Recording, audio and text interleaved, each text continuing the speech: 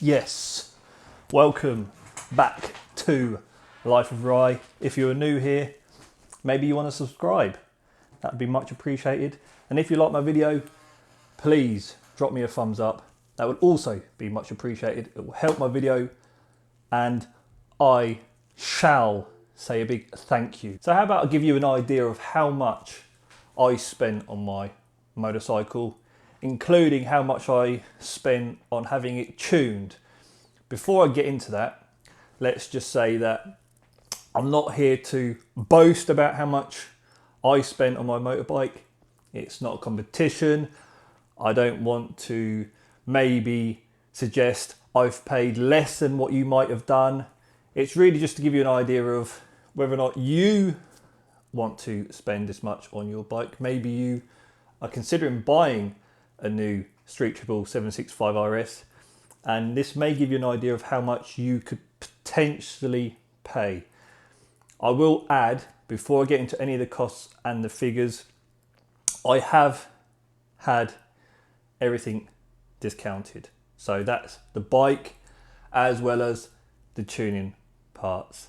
Okay, there are some good reasons why I got discount. If you are in the market to buy a bike or you have this bike and you also want to get the bike tuned, I would say no harm in asking for any discount.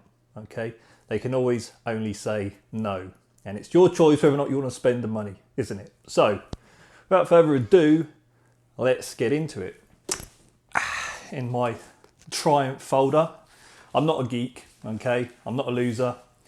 Triumph do give you this when you buy the bike brand new, and it is rather handy, to be honest. Keeps all your documents nice and in a tidy place, somewhere you can easily locate them. Right, first hand, okay, this is the invoice from Moto, or I think they're best known as Moto 46. This is a guy that I went to see who actually tuned the bike. So he, well, I got in contact with him. He supplied me the exhaust. Okay, that's SE Project exhaust. I actually had it arranged and delivered to my house, and then I went about installing it myself. Then I went to Paul, and he then installed the BMC air filter, the power commander, and also done the rolling road tune. Okay, so SE Project headers and SC1 straight link pipe, okay, including the VAT, I paid £1,030. Also on top of the SE Project exhaust, I had, as I mentioned, the BMC air filter. I paid £54 for that. I'm just rounding these up, by the way. There are some pennies attached to it, but we won't be too concerned about those. The Power Commander 5 I paid £261 for, and then obviously the tune, okay, £150. Now, I think that's fairly reasonable. It is expensive, the exhaust, that is. It's £1,000, isn't it? Hereabouts, yeah.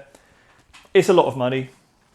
We have to bear in mind that the exhaust is full titanium, and obviously you are paying for the, let's say, R&D development for that exhaust. Okay, they do work, they're very good, they're very well manufactured. And I think it's important to add that if you were to get the exhaust, it's always going to be worth something. So I have mentioned this in previous videos. If you have the exhaust installed, you spend that money, and then a couple of years down the line you decide to sell your bike, you don't have to sell the bike with the exhaust. Maybe somebody would like to see the bike in standard form anyway. That's what I'm going to do. I'm going to return my bike back to standard and then sell the exhaust onto somebody who wants to tune their bike. And who knows, I could get half the price, half that value back that I spent on the exhaust. It's a lot of money. Somebody might not want to spend £1,000, but somebody might want to buy a second-hand one, okay, for, let's say, half the price. There will be somebody out there to buy it. So I think that's worth bearing in mind. Okay, it kind of justifies the money, because when you think about £1,000, you think, wow, that's a lot of money for an exhaust system, but it's not completely lost. Okay, it's not completely, let's say, dead money. Yeah. Right. So I'll touch on how much the first service cost me. So this is a service that is required once your bike has done 600 miles. Okay, it's a running in service. What they have to do is make sure that they inspect the bike. Okay, make sure everything is prim and proper. All the bolts are all, you know, the right torque settings. Nothing's come loose. I think they check the chain and things like that, right? And the instruments and all the rest of it, right? They take it on a test drive also to make sure that it's all riding perfectly and how it should do, yeah? And on top of that, there's a required oil change, okay, including the filter. Triumph on the, well, for me, I don't know if this is across the board, but this is just for me. They told me that the first service, they would cover the labour. All I had to do was pay for the parts. So I paid a total of £68, and that, as I say, was for oil, filter, and then like the washer and bolts and stuff, isn't it? So it's a lot of money, £68 for basically oil and a filter. I mean, yeah, it's a lot. They've charged me £38 alone just for the oil. Castrol Power 1 Racing 10W40. I know, I think in the book you have to use 10W30 or 10W40, right? You have to make sure you use that oil, okay, if you get this bike, because if you have any issues, so when I say this oil, you have to use those ratings, 1030 or 1040. You can't use 540 or anything like that, because if anything goes wrong with your bike, they can blame it on the oil. So you need to make sure you use the correct oil. I think in future when I get my bike serviced, I'm probably not going to go to a Triumph main dealership. I'm sure I could get a service for a lot less than that, okay? And it would just be as good, right? I'll supply the oil. I know what's going in the bike, and no doubt I could probably supply the oil filter, just have somebody fit it for me, get the stamp in the book. It's all been done, isn't it? So then, finally, how much did I pay for the bike? I think this might surprise some people. We know that the bike, well, when I looked at getting the bike, it was up for 10,300. Okay, that's what it was on the market for, 10,300, and I think recently it's gone up to 10,500 in the UK, obviously. And I was quite lucky in that I had a very good mate of mine who knew the guys at this Triumph dealership. So I actually went to a dealership that was a bit further away from my home. That's fine, okay. But I did get quite a good discount, and included in this price, I did have accessories fitted. So I had the fly screen fitted, as well as the rear bobbins fitted, and I paid a total of £9,836.